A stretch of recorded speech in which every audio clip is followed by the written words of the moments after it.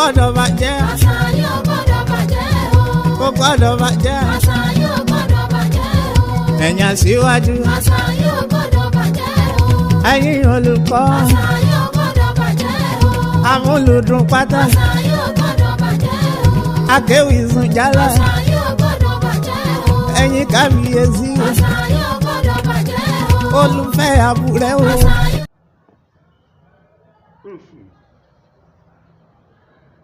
A ti ń gbọ́ oríṣiríṣi nǹkan lórí ilẹ̀ Yorùbá. Wọ́n sọ wípé à ń wá ìṣọ̀kan Yorùbá, à ń wá Yorùbá nation, à ń wá gbá, à ń wá wo. Ìbéèrè mi ni wípé ṣé ìṣọ̀kan ni wà lẹ̀ Yorùbá? Ẹ̀lanú lé, mo béèrè ni. Ó yẹ kẹ́ wá dá mi lóhùn ká ìṣọ̀kan lè wà o, ìṣọ̀kan ò lè sí. Wọ́n ní amúkùn ẹrù rẹ̀ wọ́, asọ̀pá ẹrù rẹ̀ fì, olókèlè ń wò ẹ̀wòsàlẹ̀. Gbogbo wa ti gbàgbé Aláàfin Àólẹ̀, ọba fi èégún sọlá. Èpè tó gbé Yorùbá ṣẹ́, èpè náà ń bẹ tó ń jà títí lónìí. Kó tó di pẹ́ ìtúká, Àólẹ̀ gbé Yorùbá ṣépè. Obìnrin kọjú sí ìlà oòrùn àgbáyé, ó ní bí Yorùbá bá rán ọmọ níṣẹ́ tó wọ́n bá bọ̀ tó ní lárí wá, tó bá tọ́ kẹnu wọn kò kéde wọn mọ́ takora wọn. Ìbá kọjú sí gúúsù ó tó ṣùgbọ́n sípò tó yàtọ̀. Ó ní ẹ tó bá tẹ Yorùbá bí wọ́n máa gbàgbọ́, tó bá yẹ tó ń sòótọ́ tó bá fẹ́ kú torí tiwọn kò ní tẹ̀ ẹ̀kan lójú tiwọn. Ó ní awuyewuye ò nípa ilẹ̀ Yorùbá mọ́ bí ti ń ṣépè ní sàmì èpè. Ìbá tó kọjú sí ìlà oòrùn àgbáyé, ó ní bí Yorùbá bá roko kó gbàgbé àdá, tó bá fojú kàlejò kó fi aṣọ nílé tọrọ. Ó ní awuyewuye ò nípa ilẹ̀ Yorùbá mọ́ bí ti ń ṣépè ní sàmì èpè. Ìhà àríwá tó kọjú sí gbẹ̀yìn, ó ní bí Yorùbá bá mára wọn sọ̀rẹ́ kò ní dénú. Ó ní kí wọ́n máa gbé tìfura ni. Ó ní tó bá pèdè kẹ́nu wọn kò yẹ sí tàbí dàpọ̀. A rí eléyìí nínú àwọn orin tí bàbá wa olóògbé Lára Gbadépọ̀jù tí ó ṣe, èyí tí ó pè ní èdè àìyedè. Bákan náà òǹpìtàn Yorùbá ní Samuel Reverend Johnson ní ọdún 1921, òun náà kọ̀wé kan tí ó pè ní The History of Yorùbás. Kí ló sọ ní ojú ìwé 7-193? Ó ní my curse be on you for your disobedience and disloyalty. Let your children disobey you. If you send them an errand, they should not come back and give you a feedback to the point of which I shoot my arrow. My curse will take you to the sea, beyond the sea. You will be carried away as slaves.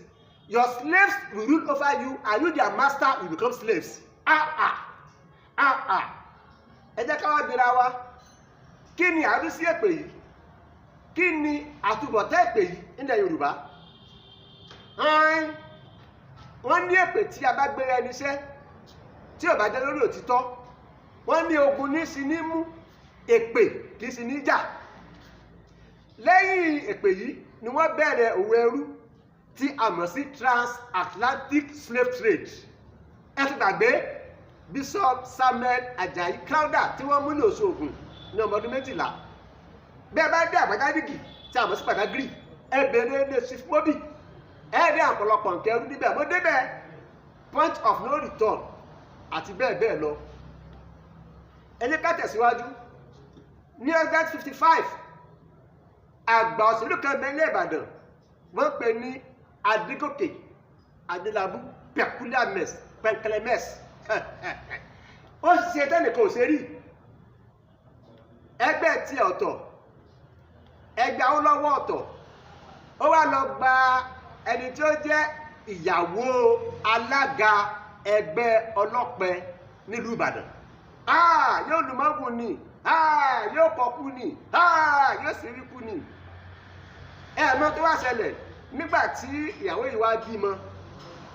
Adélabú ó wá ní kẹ́ gbé sórí ẹṣin ká lọ sílé ẹni tí òun gbà níyàwó ọmọ sọ wípé kò sédètù ti bímọ kò sédètù ti bímọ ìyàwó ọlọ́pẹ Tádé làbúgbà kò sédètù ti bímọ kò sédètù ti bímọ ìyàwó ọlọ́pẹ Tádé làbúgbà kò sédètù ti bímọ ẹja mọ gbé yẹyẹ rìbò amẹtẹpẹ Ìbọ̀dé Thomas àti Aláàfin Ọ̀yọ́ ọba Adéníran Adéyẹmí kí ló ṣẹlẹ̀ láàrin wọn tó fi di pé Ìbọ̀dé Thomas ń gbó bí ajá kó tó di pókú ọ̀rọ̀ yìí ni ó jẹ́ kí ìjọba Action Group tí ń ṣẹgbẹ́ ọlọ́pẹ lábẹ́ Ọbáfẹ́mi Awólọ́wọ̀ tí wọ́n fi rọ ọba lóyè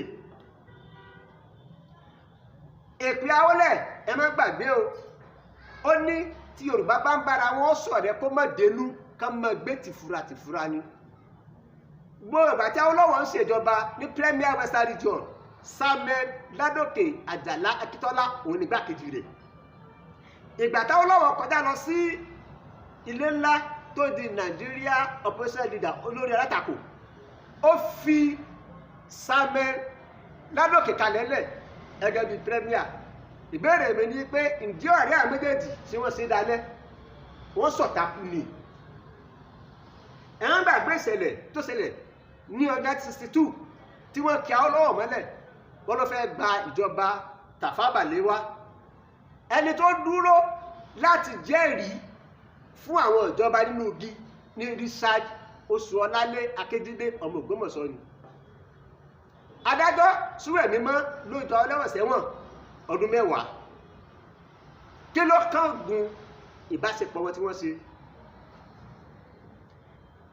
àgbà ọkọrin ni àti àgbà òṣèré Hubert Adédèjì Ògúndé ó gbére kan jáde tó pè ní Yorùbá Ronú Sàmì Akíntọ́lá níjọba òun ló ń bá wí ó fòfin dé pé kò gbọdọ̀ ṣeré mọ́ ní gbogbo tí a mọ̀ sí ìwọ̀ oòrùn Nàìjíríà tí a mọ̀ sí Old Western Region bẹ́ẹ̀ Yorùbá sì ni wọ́n ó sì sọ fún wa pé tó bá ti kù dèdè kẹ́nu wọn kó yẹrí sí ìdàrúdàpọ̀ ṣé ìgbàgbé gómìnà Adékúnlé Ajásìn àti igbákejì Akẹ́wọ́borí Owó kí ló gbẹ̀yìn ọ̀rẹ́ tí wọ́n jọ ṣe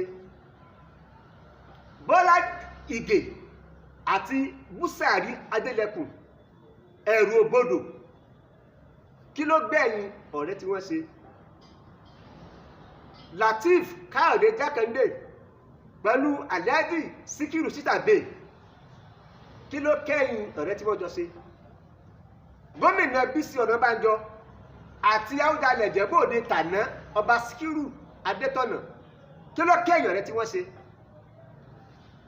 àwa ń sọ pé àwa ṣọ̀kan Yorùbá àwọn aṣíwájú wa ṣé wọ́n rẹ́ àwọn aṣáájú wa ṣé ni wọ́n konú ẹ̀rí mi dáhùn ni Haúsá ló fagilé ìjọba Yorùbá Kásìmá Abíọ́lá ọmọ ìpínlẹ̀ Ògùn ni ọmọ ìpínlẹ̀ Ògùn ni Ayẹ Sódékàn tó ṣèjọba fìdí ẹ ọmọ ìpínlẹ̀ Ògùn ni Ọládípọ̀ Díyà ológun igbákejì Àbáṣà ọmọ Yorùbá ni Lateef Jákàndé ọmọ Yorùbá ni Ẹ̀bẹ́sà Bátọ́pẹ́ tí wọ́n lọ rèé gba mínísítà lábẹ́ Àbáṣà tí omi ṣe bẹ́ẹ̀ tó gbẹ lẹ́yìn ẹja fún Abíọ́lá àwa ní àwa ṣọ̀kan Yorùbá a ní àwa ìrẹ́pọ̀ ààrẹ wa Bọ́lá Ahmed Tinubu nígbà tó wà ní gómìnà lẹ́kọ̀ọ́ ó mú ọ̀gbẹ́ni Rafi Arẹ́gbẹ́ṣọlá ó fún ní kọmíṣánná ó tún tì lẹ́yìn tó fi ṣe gómìnà nípínlẹ̀ Ọ̀ṣun ìbéèrè mi ni wípé ipò wo ni wọ́n wà lẹ́nìí Yẹmí Ọ̀ṣínbàjò ọmọ ìpínlẹ̀ Ògùn nígbà tí Bọ́lá Ahmed ń bẹ lẹ́kọ̀ọ́ gẹ́gẹ́ bí gómìnà ó fún ní kọmíṣánná ó fi sí àtọ́ni jẹ́nẹ́rà ìgbà tásìkò wá tó 2015 àgbàjọba wọ́n wà ní body lawn nílùú Èkó àti fún Buhari ní tíkẹ́ẹ̀tì aṣíwájú Tinubu ní owó ìṣègbákejì rẹ̀ ex-senator Bukola Saraki ọmọ àgòrò bọ́ọ̀lù ó wá ní ẹwà o ẹ má jẹ́ á ṣe muslim ticket bàbá ẹ̀yin náà la fún ní running mate ẹ fún wa lọ́mọ tẹ́ bá finú tán tó dé lẹ́sìn kìrìsìtẹ́nì ká lè mọ́ Buhari Tinubu bá lọ́wọ́ Yẹmí Ọ̀ṣínbàjò ó fà lé wọn lọ́wọ́ ó ṣe dẹ́pútì fọdún 8 so ayé tí ò bá sí pé pé àwọlẹ̀ tó ń jà kí Yẹmí Ọ̀ṣínbàjò tó wá gbàpò tí láti tako ọ̀gá rẹ̀ political father rẹ̀ nígbà tó ń wápò ààrẹ ẹ̀kọ́ ha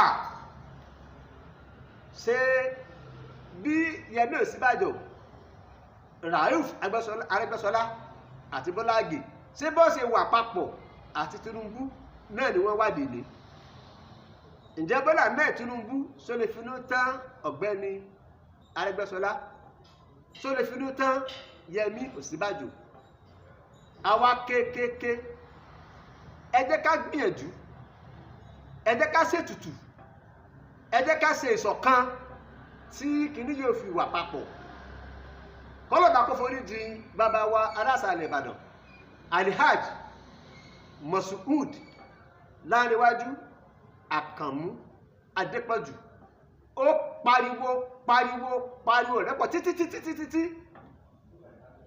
tó fi kú àmọ́ kó yà mí lẹ́nu bàbá náà ti sọ nínú èpè Aláàfin Awólẹ̀ ó ní tábàárẹ̀ tó bá ń sòótọ́ tó bá fẹ́ kú nítorí tiwọn kò ní jẹ́ kankan lójú wọn àpamọ́pamọ́ èpè náà nìyẹn kò ní jù báyìí lọ lónìí tó bá tún dijọ́ mẹ́jọ ẹ tún pàdé ààrẹ SP Bákàrè tí ń ṣe ààrẹ òpìtàn Yorùbá ní ìlú Ìlọrin nígbà tá a tún mọ ṣe àgbéyẹ̀wò lórí àwọn nǹkan míì títí tá a fi máa pàdé àrán láàmọ̀dá àwọn onídàáràn ire o.